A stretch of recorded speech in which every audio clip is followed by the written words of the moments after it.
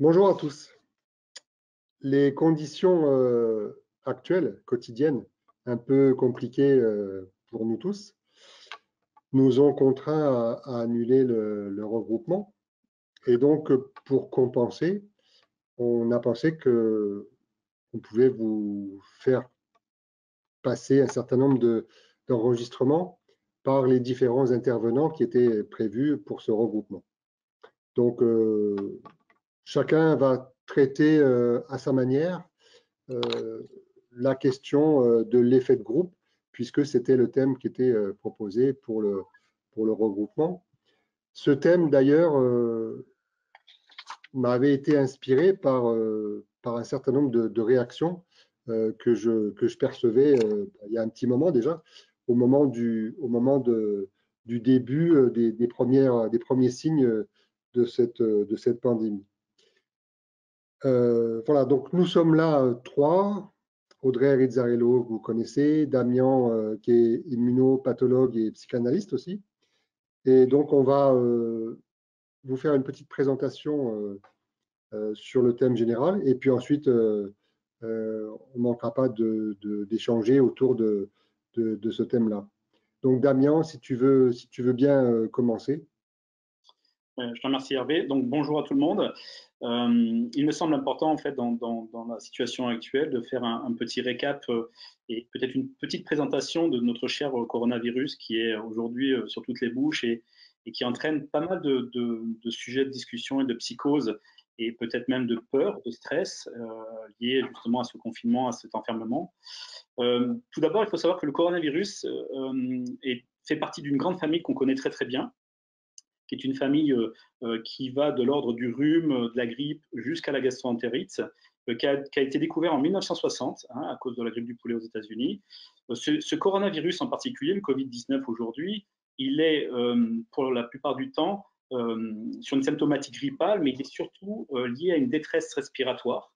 C'est réellement la phase compliquée et la phase de détresse réelle, c'est la complexité justement, c'est cette détresse respiratoire qui est, je dirais, la plus dangereuse et celle qui est la plus difficile à gérer.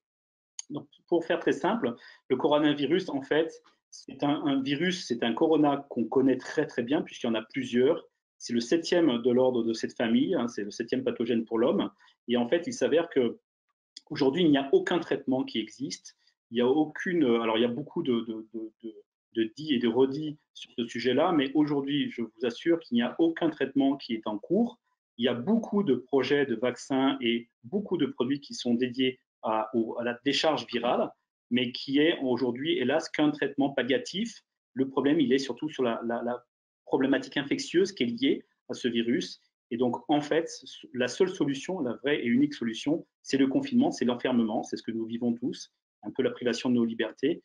Et je pense qu'il faut arrêter tout ce qui est psychose de groupe qui serait lié à un virus créé par l'homme pour détruire l'homme ou pour diminuer cette population qui est un peu, on est en surpopulation. Donc l'homme aurait inventé un virus qui ferait qu'aujourd'hui, eh ben, ça régule la population actuelle.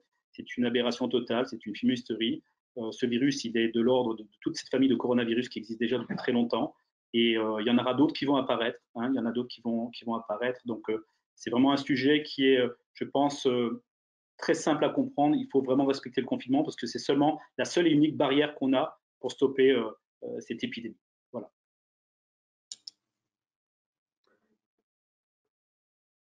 Très bien. À propos de l'effet de groupe, tu parlais de psychose. Qu'est-ce Oui, que en tu... fait il s'avère qu'on se rend compte qu'aujourd'hui, dans le groupe, genre dans plusieurs types de groupes, il y a une forme, vraiment une grosse psychose qui se met en place, qui serait que liée à toute cette problématique infectieuse, certaines personnes génèrent des réactions, des hyperstimulations psychotiques qui seraient que le monde, il faut trouver quelqu'un qui pourrait avoir créé cette problématique et trouver en fait une cible, quelqu'un sur qui on pourrait se tourner en disant c'est à cause de lui qu'on a ce type de problème aujourd'hui dans le monde, c'est pas qu'en France heureusement, dans le monde, et en fait ça génère des comportements qui sont à la borderline de ce qu'on pourrait prétendre être des comportements dits normaux. Parce qu'en fait, on se rend compte qu'il y a des gens qui, maintenant, de manière solidaire, créent des mouvements, des groupes pour lutter de manière officieuse, pour lutter contre un État qui serait, en fait, ceux qui ont propagé ce virus, hein, ceux qui n'ont pas fait ce qu'il fallait pour nous protéger. Et ça crée une psychose de groupe qui est très difficile à gérer. D'accord. Est-ce qu'on pourrait dire… Oui, oui, ce que dit Damien me donne envie d'envisager une possibilité. Est-ce qu'on pourrait dire que face à un choix, on va dire, de ce qui est le moins pire, entre de gros guillemets, entre un virus qui se propage de manière totalement anarchique et un virus qui se propage parce qu'il a été programmé par une intelligence malveillante, cette fameuse psychose de groupe complotiste dont tu parles, Damien, ne préférerait pas la thèse il vaut mieux une intelligence malveillante plutôt qu'un non-contrôle sur la situation. Je suis tout à fait d'accord avec toi. En fait, je pense que ce qu'il y a de plus simple pour l'être humain, c'est de trouver une cible qui pourrait prétendre à être plus simple à expliquer, parce qu'en fait, c'est un problème de compréhension. L'être humain est programmé pour avoir une acceptance d'informations. Et là, se dire qu'un virus apparaîtrait comme ça et serait létal pour l'être humain, ça devient quelque chose de très difficile à gérer au niveau émotionnel. Il est plus facile pour nous d'imaginer que un tiers, un humain, quelqu'un qu'on pourrait nommer, qu'on pourrait définir, aurait créé ce virus. Et là, on aurait une cible, quelqu'un vers qui se tourner et peut-être même demander des dommages et accepter plus facilement cette souffrance qu'on vit aujourd'hui, en fait. Donc cette thèse complotiste pourrait être une sorte de mécanisme de défense que le groupe met en place pour se défendre contre l'angoisse de ce qu'il attend avec cette propagation du coronavirus. C'est totalement comme ça que je le perçois, en fait. Ça se voit de manière, ça se voit par vagues, de manière empirique, théâtrale.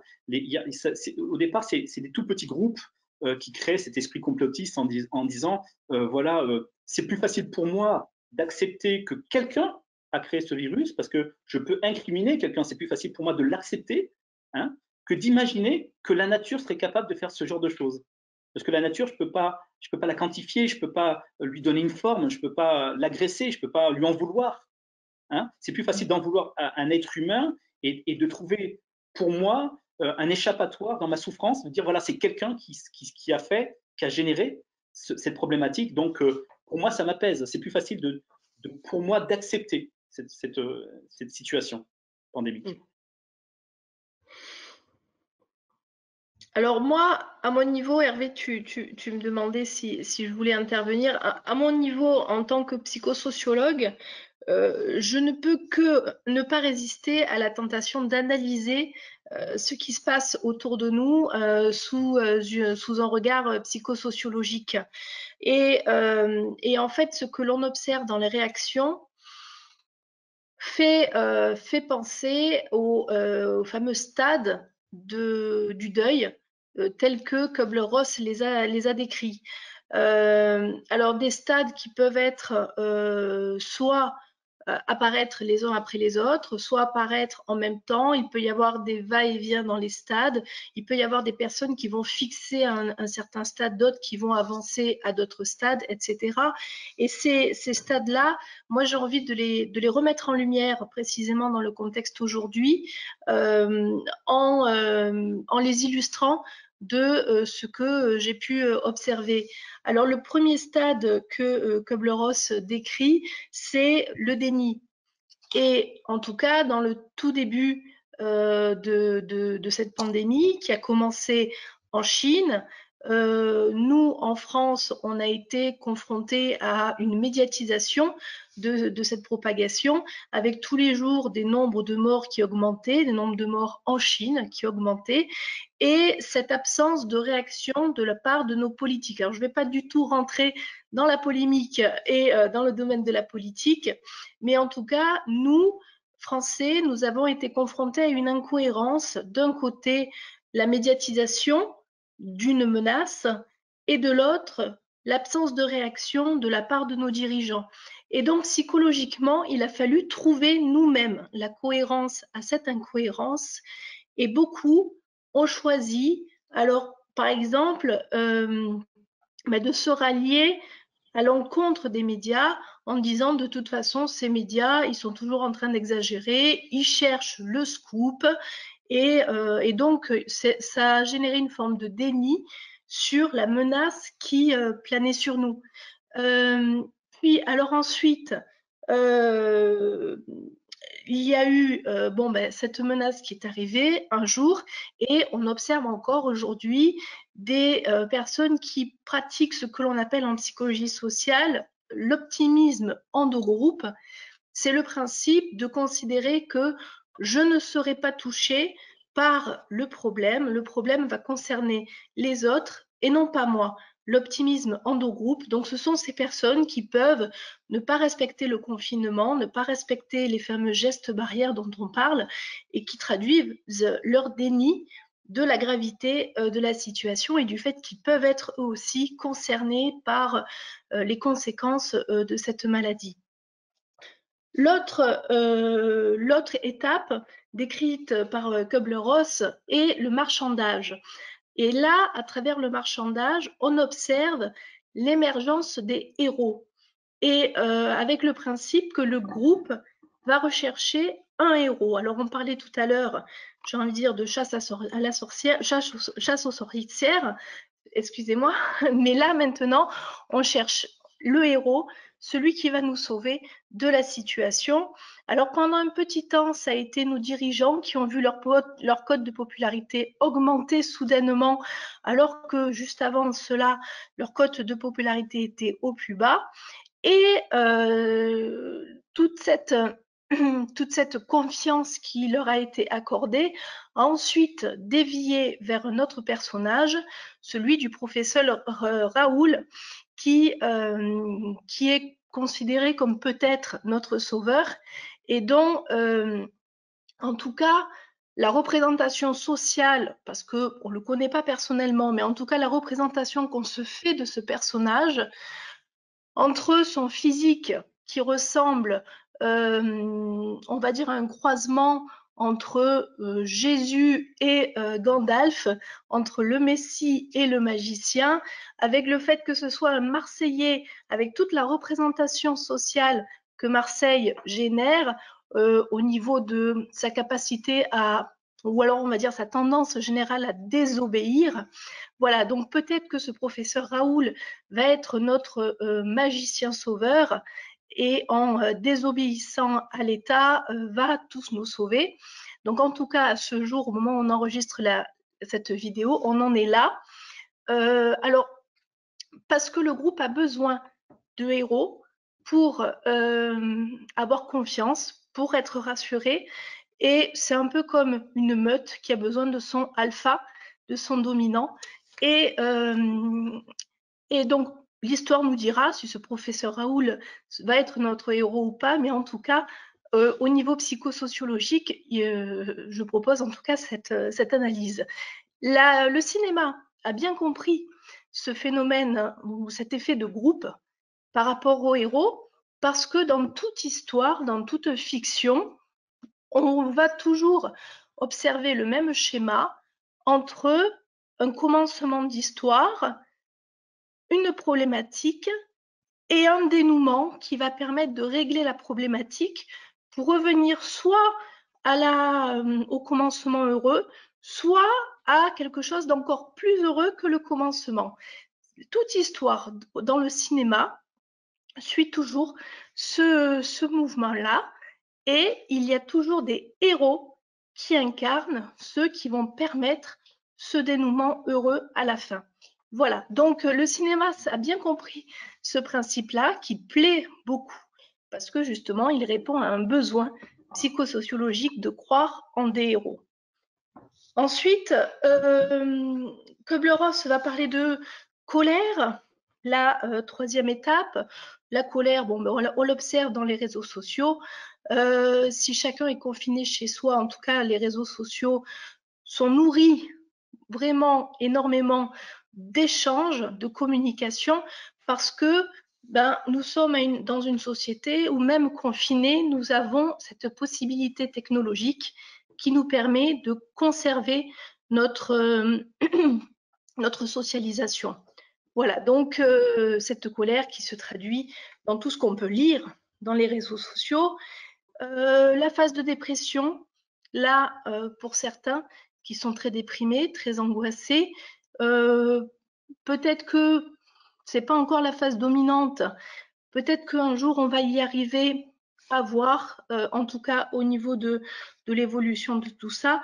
Et la dernière phase sera l'acceptation, si en tout cas notre deuil se passe de manière non pathologique, on devrait pouvoir parvenir à cette acceptation. Alors quand j'analyse ces comportements psychosociologiques au regard de la thèse de Kübler-Ross, j'en arrive à la question de me dire, mais alors si tout ça s'inscrit dans un processus de deuil, de quel deuil sommes-nous en train de faire? Qu'est-ce qui est en train de se passer en ce moment dans notre psychisme et qui nous amène à devoir faire un deuil? Et pour finir sur cette question, j'avais envie de citer Cyrulnik, qui dernièrement a dit nous ne sommes pas en situation de crise, nous sommes en situation de catastrophe, parce que à l'issue d'une crise, la situation revient comme elle était avant, alors qu'en situation de catastrophe, la situation d'après est changée par rapport à ce qui se passait avant la catastrophe.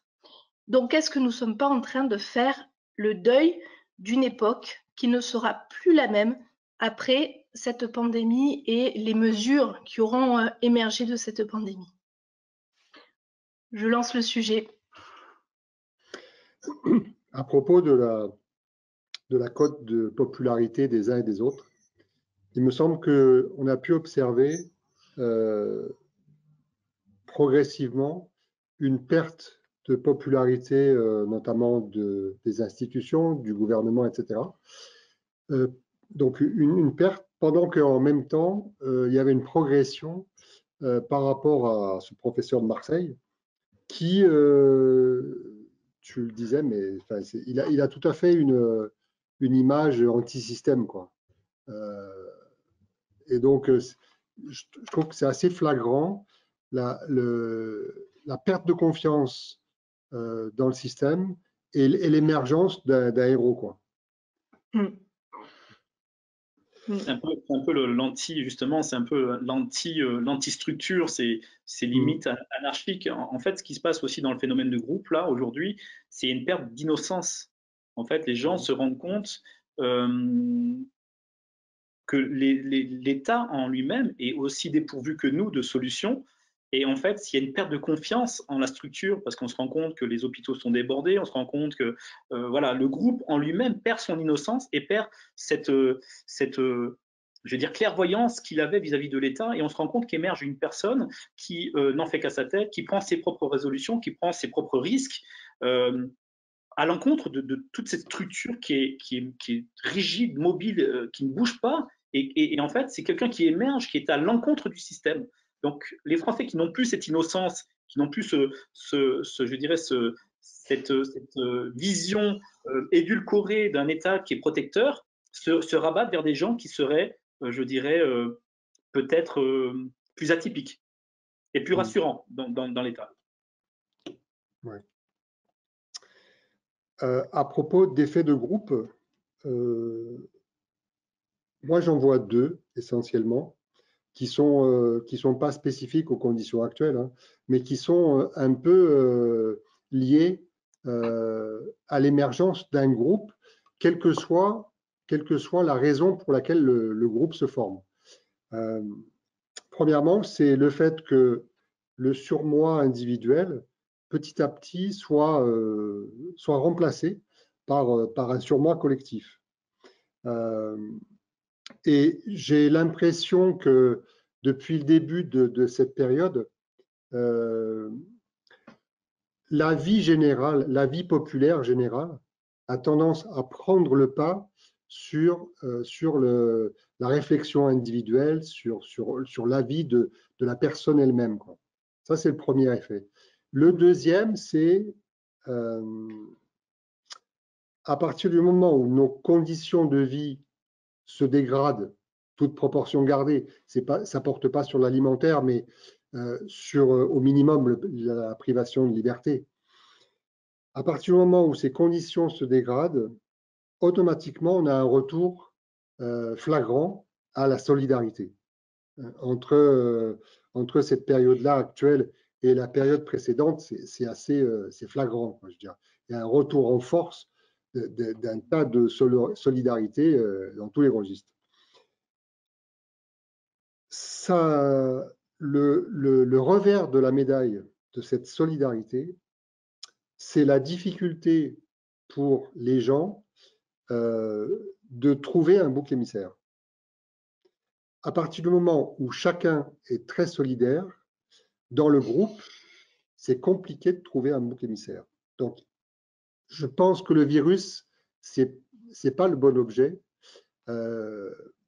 parce que la projection, faut pas oublier ce que c'est le fait de ne pas accepter quelque chose de négatif chez soi et de le projeter chez l'autre.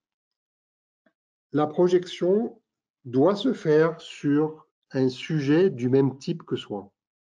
On ne peut pas projeter sur un virus. Sinon, c'est de la phobie. Alors, c'est un autre mécanisme, mais c'est plus de la phobie que de la projection. Or, ce qu'il est en train d'émerger, je crois, c'est trois choses. L'angoisse, parce que l'inactivité est mère d'angoisse. Ensuite, l'hypocondrie. Et enfin, la paranoïa. Je pense que les conditions actuelles qui génèrent cet effet de groupe sont aussi révélatrices de névrose, en fait. Alors, je ne pense pas que ça touche énormément ni les pervers ni les psychotiques. Par contre, les névrosés qui habituellement ont un niveau d'angoisse qui n'est pas très élevé, là, pour le coup, il augmente énormément. L'hypocondrie, bon, c'est évident aussi, et surtout la paranoïa. La paranoïa parce que les conditions actuelles permettent difficilement de projeter sur son voisin quelque chose de négatif. Tellement il y a d'entraide, je dirais. Donc, il faut trouver un autre objet au sens analytique sur lequel projeter son angoisse et ses difficultés, quoi. Et je pense que tout ce qui émerge de négatif en ce moment, c'est de l'ordre de la paranoïa et de la projection. La paranoïa névrotique, hein, il ne s'agit pas de psychose, mais je pense que c'est de cet ordre-là.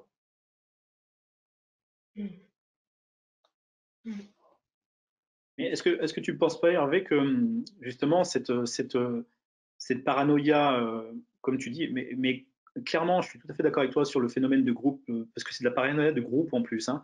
C'est vraiment qui est même contagieuse de personne à personne. Est-ce que tu ne penses pas que la privation de liberté, justement, cette privation de liberté forcée, génère plus de névrose que justement le fait de ne pas être enfermé et de pouvoir justement… Ah, c'est certain, c'est certain. C'est activateur, en fait, activateur de névrose. Et c'est pas un hasard, on en parlait tout à l'heure hors antenne, si j'ose dire, c'est pas un hasard si on a d'un côté cette dégradation du cadre de vie qui est de l'ordre de la privatisation, de la privation de liberté.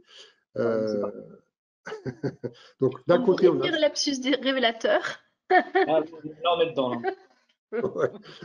Donc d'un côté, privation de liberté, et de l'autre côté, tu en parlais Audrey tout à l'heure, cette histoire d'angoisse par rapport au manque de papier toilette, quoi. Je vois le lien, moi, entre enfin, tout ça peut être regroupé en fait dans une problématique vraiment de type anal, quoi. Alors, est-ce que tu peux nous développer ça, nous expliquer? Bah, la privation de liberté, c'est de l'ordre de l'anal, c'est-à-dire que c'est à la fois la perte de contrôle et l'obligation de passer sous contrôle de l'État pour des choses qui habituellement sont de l'ordre de l'individu, quoi. Aller se promener ou aller promener son chien, ou etc., etc. En temps normal, on a d'ordre à recevoir de personne pour ça. Là, aujourd'hui, c'est plus le cas. C'est contraint et forcé d'obéir, même dans ce registre-là. Et je pense que ça réactive quelque chose du stade anal, quoi. C'est-à-dire que la personne, ça fait résonner quelque chose du stade anal, quoi. Qui, à mon avis, est significatif dans cette histoire de papier toilette, quoi. Entre autres, hein, mais c'est la chose qui paraît la plus incongrue, je dirais, aujourd'hui dans cette histoire de virus, etc. Pourquoi cette fixation sur le papier toilette et pas sur autre chose, quoi.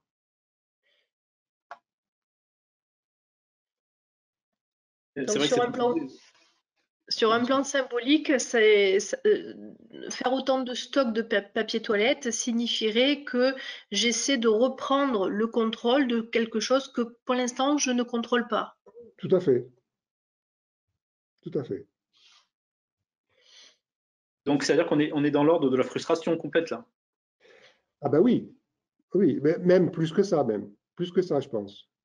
Je pense que c'est plus que de la frustration. C'est ça. On s'approche de la castration. Ah oui. Mm. Donc, ce que tu es en train de dire, c'est que tu fais le lien dans cet engouement, on va dire, disproportionné et même démesuré d'achat de papier toilette. Tu fais un appel, toi, un rappel au lien maternel, à la privation maternelle, où on était sous tutelle, en fait, du lien maternel. Alors,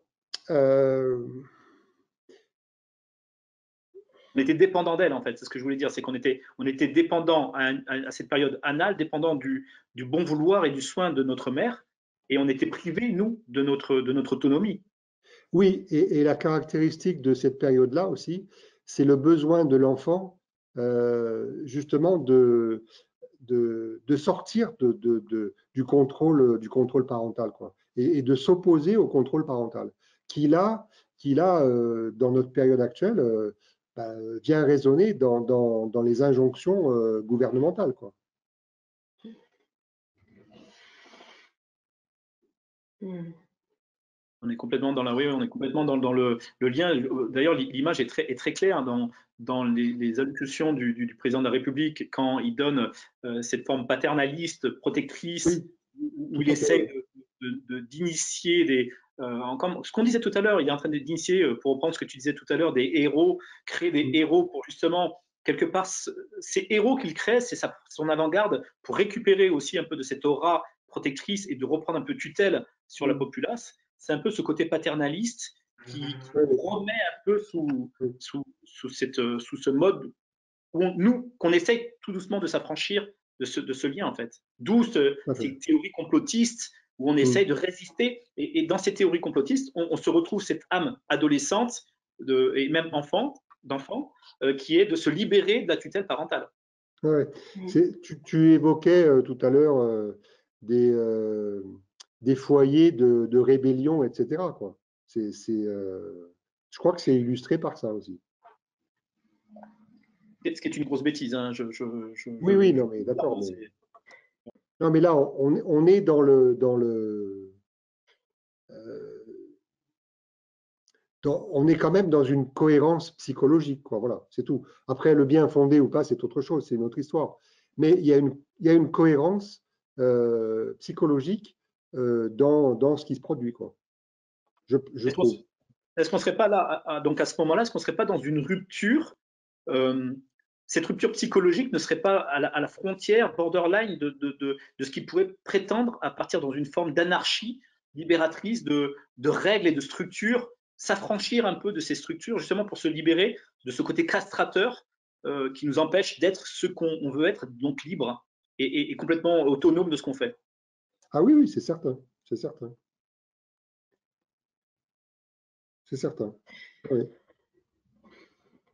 Donc, donc en fait, ce confinement, la menace sur nos vies qui plane en ce moment, nous amènerait à régresser à une problématique anale. Est-ce que je résume bien les choses? Ou est-ce que les choses sont peut-être plus complexes? Parce que vous parlez aussi de castration. Bah, indirectement, oui. Oui. C'est ambivalent parce que on a des réactions qui sont totalement opposées. On a une frange de la population qui est plutôt hypocondriaque, et puis une autre frange qui est plutôt, je sais pas comment la dire, je m'en foutiste,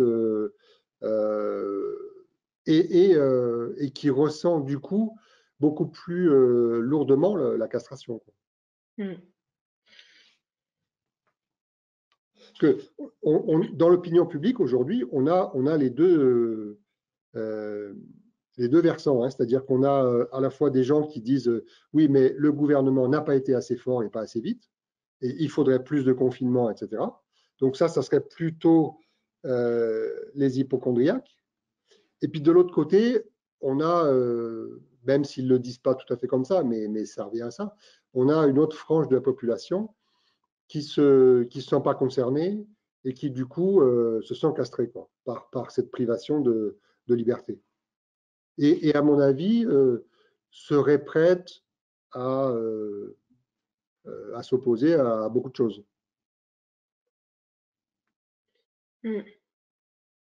Et est-ce que tu ne vois pas dans ce refus d'autorité, ce refus justement un peu de cette acceptation d'autorité, de règles parentales, un peu quelque part, ça, on retrouve. Est-ce que tu n'as pas l'impression que justement, pour reprendre ce que disait Audrey, on n'est pas en train de basculer dans une... Parce qu'aujourd'hui, ce qui va se passer, cet enfermement, parce qu'on parle de groupe, on est d'accord, donc cet enfermement ce confinement qui est à premier lieu individuel, l'est tout autant dans le groupe, puisque les villes, les États sont privés de liberté. On ferme les frontières, on se nationalise, on s'enrobe, on s'enferme dans une mentalité bien pensante qui est soyons protégés entre nous, protégeons-nous de l'extérieur, ce qui est un peu tard, bien sûr, pour réagir comme ça. Mais ce que je veux dire, c'est que est-ce que là, on ne se retrouve pas confronté par rapport à tous ces gens qui, moi, ce que je vois dans les phénomènes de groupe, c'est tous ces troubles anxieux généralisés qui apparaissent.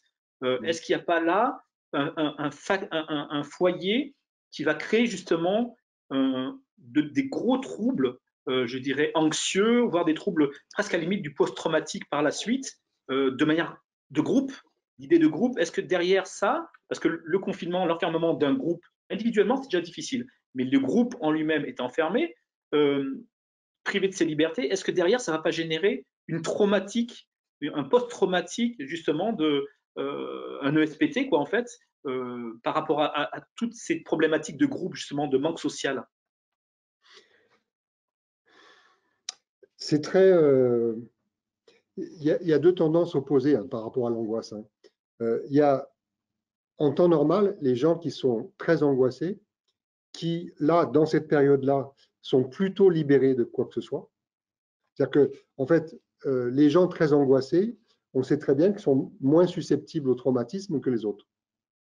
Et inversement, les gens qui habituellement sont relativement peu angoissés, là, notamment parce que leurs mécanismes de défense habituels, tels que l'action et compagnie, ils ne peuvent pas les mettre en route.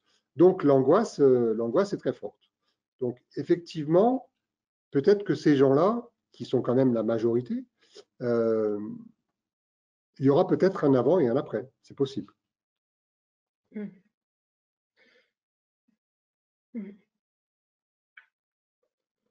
Dans le phénomène de groupe, quand tu entends le phénomène de groupe, moi, il y a un petit groupe à l'intérieur du groupe qui m'intéresse, c'est le groupe des enfants et des jeunes.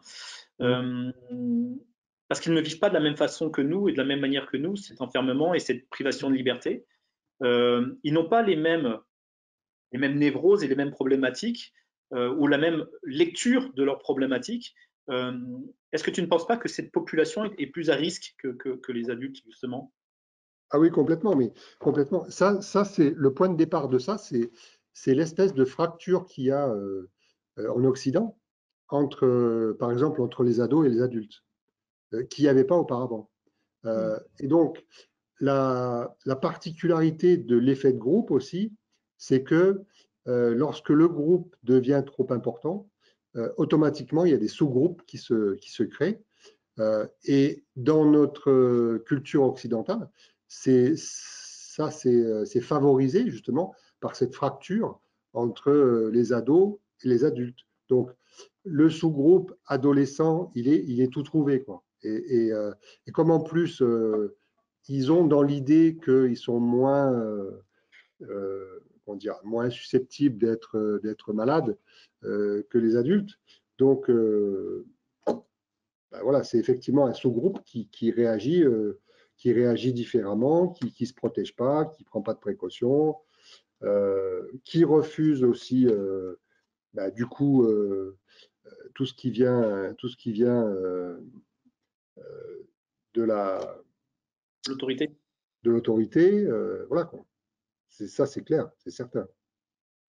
Mais bon, ça existait déjà avant. C'est ouais, c'est c'est mis en lumière par les conditions actuelles, mais ça existait avant.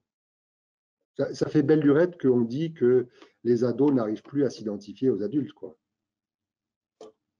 Ça crée une fracture importante. Hein. C'est ce qui me semble être troublant et peut-être à prendre avec une lecture plus large, c'est de se rendre compte que, au même titre que l'adulte, le groupe adulte n'a plus de confiance dans la structure autoritaire au-dessus de lui, l'adolescent n'a plus de volonté de croire en l'adulte non plus.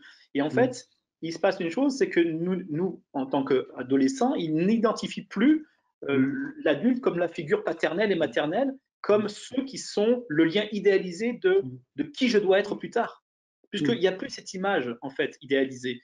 Et les adolescents sont en totale rébellion avec l'autorité parce que justement, ce groupe, le sous-groupe adolescent-enfant, n'a plus de lien solide sur lequel s'appuyer. Et ce que véhiculent les adultes aussi, dans leur inquiétude par rapport au futur, a l'air de signifier qu'ils sont pas certains de pouvoir maîtriser cet avenir.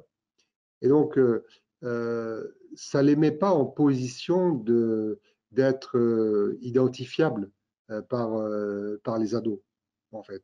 C'est-à-dire que le fait de parler d'un avenir incertain quand on est un adulte donne pas une idée positive pour un adolescent, quoi. Ça voudrait dire qu'il y a une rupture oedipienne du lien de l'autorité ou pas? Ah, certainement, ouais, certainement. Parce que dans l'autorité, c'est toujours la même histoire entre le rapport conscient-inconscient. Il y a une partie répressive qui est consciente, mais il y a aussi, qui est nettement moins consciente, une partie protectrice. Et celle-là, elle est malmenée en ce moment. Et particulièrement dans cette période de pandémie où on n'arrête pas de leur dire, mais vous savez, on ne maîtrise rien, on est dans l'inconnu pour l'instant, on ne sait pas ce qui va se passer, etc.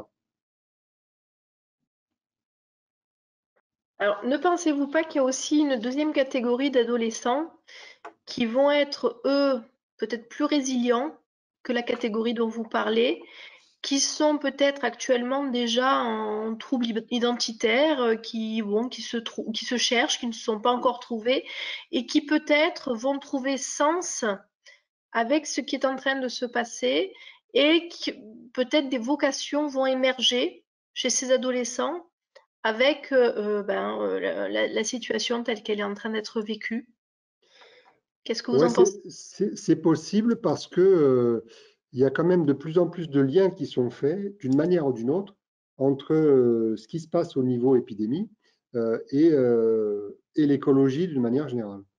Et on sent émerger depuis un certain temps quand même des, chez les jeunes des prises en main de la situation, quoi. Mm. Et je pense que ça va amplifier le mouvement en fait. Mm. Tellement ça aura quand même fait peur un peu à tout le monde.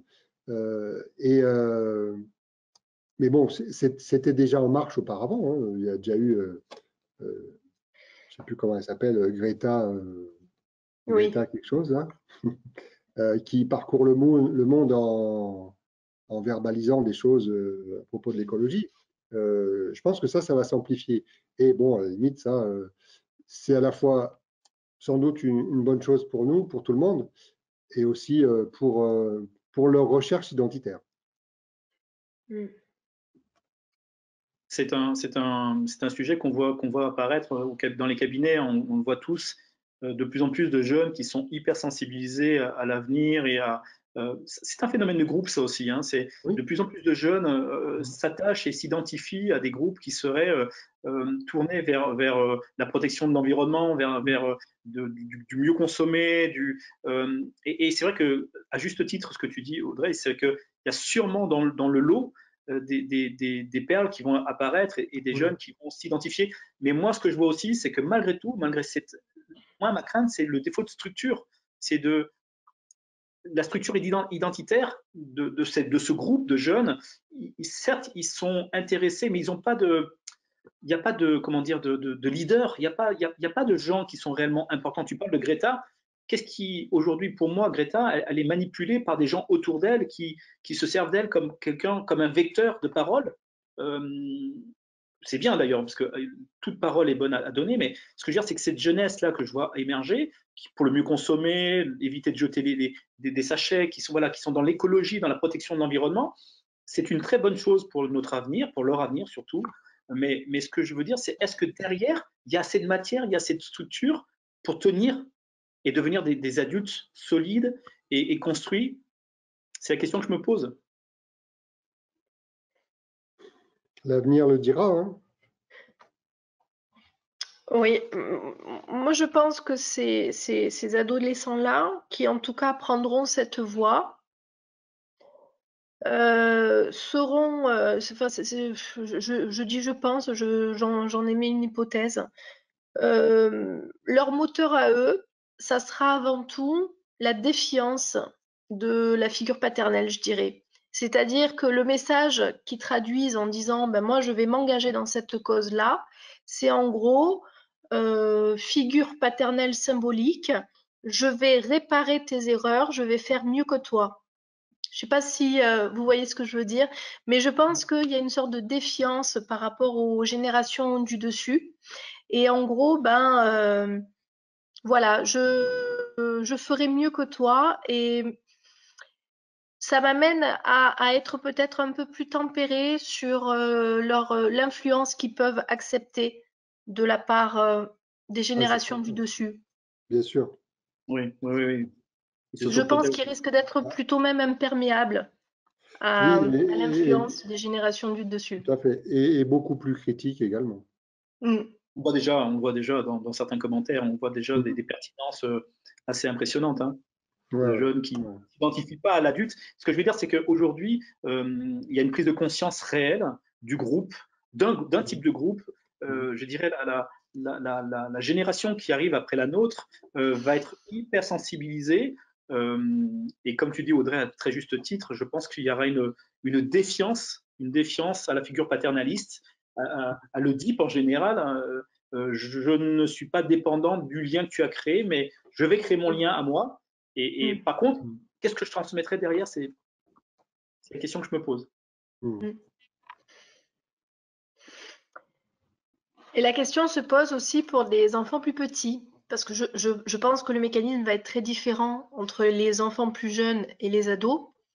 Les enfants plus petits qui peut-être euh, ont des préoccupations qui relèvent plus de l'immédiateté, qui n'ont pas Mhm. encore vraiment des projections sur du long terme Mhm. de tout ce qui est en train de se passer. Voilà, j'avoue que je ne sais pas trop. Qu'est-ce qui va en ressortir pour ces enfants-là? Ben, la différence aussi, c'est que c'est l'état de dépendance aussi de ces enfants-là par rapport aux ados. C'est-à-dire que tant que l'enfant il est dépendant de sa mère ou de son père ou de ses parents, euh, j'ai envie de dire que il a tendance quand même à se tenir à carreau, entre guillemets. Et petit à petit, quand il est plus autonome, là, il est plus enclin à devenir critique sur le système, quoi. On le voit apparaître aussi très rapidement sur certains jeunes. On voit qu'il y a et c'est tout à fait vrai ce que tu disais tout à l'heure, Audrey, il y a réellement déjà très jeune, il y a réellement une défiance vis-à-vis de l'identité parentale. Il y a une prise de conscience déjà très très jeune de l'enfant qui se dit que peut-être que son père ou sa mère ne donne pas toutes les vérités ou que les vérités qu'il donne ne sont pas celles qui l'intéressent. Parce il faut pas oublier qu'on est dans une phase aujourd'hui, dans ce groupe actuel, d'hyper connectivité, d'hyper transmission, trop d'informations tue l'information, mais voilà, ils ont accès à beaucoup d'informations qu'on n'avait pas nous à l'époque, et ils sont hyper sensibilisés par les journaux. Quand vous regardez la télé aujourd'hui, c'est traumatogène. C'est-à-dire les enfants voient en permanence des décomptes de morts, et ils ont une maturité par rapport à ça qui est vraiment des fois un peu troublante. Ils ont une lecture de la vie de tous les jours qui est à un âge avancé, je trouve. Mmh. Donc, est-ce que c'est parce que justement, ils ont, comme à tout âge, à un moment donné, un besoin de s'identifier à eux-mêmes et de plus s'identifier au rôle parental, mais j'ai l'impression que ça se fait de plus en plus jeune. Ce passage, on sait tous qu'à un moment donné, il y a une volonté de détruire le père et de s'éloigner du père, mais j'ai l'impression que cette action se fait de plus en plus tôt et que les enfants s'autonomisent de plus en plus tôt. Mmh. Ça crée des sous-groupes encore. Mm. En tout cas, ces enfants-là sont au courant que quelque chose est en train de se passer, quelque chose de anormal. Euh, Certainement posent-ils des questions et on est bien d'accord que c'est important d'apporter des réponses à ces questions, hein. Alors, à leur niveau de compréhension, bien évidemment, en n'étant pas alarmant particulièrement, mais voilà, parce que le principe de ne pas comprendre, de ne pas connaître, génère de l'angoisse. Donc pour les enfants, mieux vaut leur expliquer simplement que leur cacher ce qui est en train de se passer. C'est une des choses importantes, c'est la confrontation à la mort, hein. C'est quelque chose qui aujourd'hui est de plus en plus tôt. Avant, on avait de manière très instinctive les enterrements. Les enfants étaient amenés dans les enterrements et ils étaient confrontés à la structure de la mort à travers ce biais. C'est un process d'apprentissage on existe, mais aussi on meurt et qu'il y a l'enterrement, il y a le deuil. Ils étaient confrontés au deuil, donc c'était pas une surprise pour eux. Aujourd'hui, avec le système de santé qu'on a aujourd'hui, la mort est repoussée et on est toujours surpris de voir des gens mourir en fait aujourd'hui. Cette épidémie remet un peu les pendules à l'heure et elle remet un petit peu des notions qui sont qu'on n'est pas immortel et on est aussi à la merci de choses qu'on ne maîtrise pas, qu'on ne contrôle pas. Et les enfants, nous déjà en tant qu'adultes, on a du mal à comprendre cette problématique virale puisque justement on cherche à trouver une cible, quelqu'un sur qui on pourrait porter l'estocade finale en disant c'est de ta faute, c'est à cause de toi que je suis malade. Chez l'enfant, ça n'existe pas parce qu'il a cette innocence encore que nous, on n'a plus, qu'on perd au fur et à mesure en grandissant. Moi, ce que je préconise vraiment, c'est de ne pas hésiter à parler avec les enfants, de parler avec les adolescents, les enfants, de leur parler de l'épidémie, de qu'est-ce que le coronavirus, qu'est-ce que ça entraîne, de dire aussi comment nous, on gère ce stress et comment nous, dans le groupe, on arrive à s'affranchir de cette peur ou comment on a trouvé, quels sont les arguments qu'on a trouvés pour se protéger soi-même et les transmettre à nos enfants. Parce que on doit rester, entre guillemets, j'ai plaisir à penser qu'on reste l'idole de nos enfants. Et quelque part, si mon papa, il n'a pas peur ou si mon papa, il sait en parler, je le vis bien, moi. Je le vis bien parce qu'il me rassure, il est rassuré, il me rassure. Et je pense que c'est important, et on revient sur les mêmes choses, c'est la communication de groupe. C'est à ne pas laisser s'étioler les informations et puis laisser les enfants partir se coucher avec une information dans la tête qu'ils n'ont pas comprise et qui fait qu'ils vont grandir ou ils vont maturer cette information qui risque de créer des problèmes chez eux. Oui, tout à fait. Oui, parce que outre nos explications, ils voient aussi nos émotions, ou ils les ressentent. Enfin, mais voilà. Donc effectivement, il y a nos explications et puis il y a aussi ce qu'on va dégager comme assurance. Effectivement. En tout cas, il y a quand même fort à parier que les enfants qui jusqu'à présent rechignaient à aller à l'école, probablement qu'ils seront plus contents dorénavant quand ils pourront y retourner. Ah, c'est sûr, ça c'est certain. Pour ceux qui ont des enfants à la maison, je peux vous dire que moi aussi j'ai hâte qu'ils partent. À l'école. Non, mais on va certainement retrouver des plaisirs simples, hein. Sans doute. Ça, je pense que ça va en faire pour un partie certain des. temps, au moins, oui. Ouais. Hein. Ça sera éphémère parce qu'en fait, l'humain a une capacité de résilience fantastique et ce qui ne tue pas rend plus fort. Et demain, on aura oublié. Souvenez-vous, enfin, moi, c'est encore l'immuno qui parle, mais souvenez-vous, il n'y a pas très longtemps, on a eu le H1N1. On allait tous mourir aussi, que c'était aussi un complot de l'État et puis on s'est dit, ben, l'été est arrivé et l'été, il a tué le virus. Et là, il y a des gens qui ont dit, vous inquiétez pas, en juillet-août, ça ira mieux. La chaleur tue le virus. C'est pour ça d'ailleurs qu'en Iran, il n'y a pas de virus. C'est pour ça qu'à Dubaï, il n'y a pas de virus. Enfin, ils sont tous contaminés. C'est une aberration. Mais l'humain est fait pour accepter le fait que demain, ça ira mieux. Donc, sur le moment, on souffre. On se dit, ouais, je vais profiter de la vie, je vais aller courir, marcher. Il n'y a jamais eu autant de coureurs que depuis qu'on est privé de liberté. Moi, je me dis, moi qui n'aime pas courir, je me dis tous les jours que j'aimerais aller courir. Alors que je déteste courir. C'est ça. Bon, voilà. Eh ben, je crois qu'on va en rester là pour aujourd'hui. Sur une note positive. Très bien. Ouais, c'est ça. Allez courir, pas tout de suite. Demain. C'est ça. Non, pas tout de suite. Merci à vous deux, en tout cas. Et Merci, puis, à bientôt. à très bientôt. Merci, au revoir. À bientôt.